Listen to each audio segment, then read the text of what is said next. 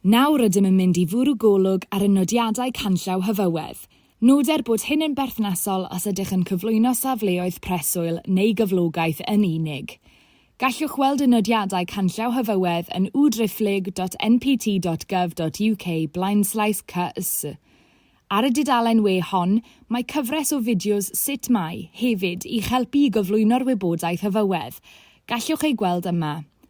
Gallwch gyrchu'r nodiadau canllaw Hyfywedd yma.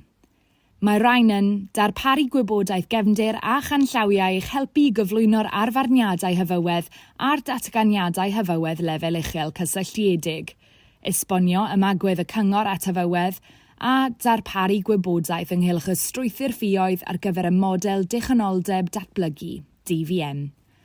Gallwch weld y strwythur ffïoedd yma yn nabl 4.dim.1. Codir ffi o 50 pint am gopi cychwynnol o'r model dychynoldeb datblygu. Bydd rhaid talu hon cyn I chi gyflwyno safle ymgeisiol. I gael copi o'r model dychynoldeb datblygu, e-bostiwch ldp@npt.gov.uk gan roi enw a rhif cyswllt, a bydd aelod o'n tîm yn dod nôl atoch I drefnu hyn yn cynnwys talu'r ffi o 50 pint. Rhaid talu gweddill y ffi cyn yr asesiad safleoedd ymgeisiol manwl cam 2 ar gyfer safleoedd sydd wedi'u hidlo'n llwyddiannus. Dyma ddiwedd ein fideo.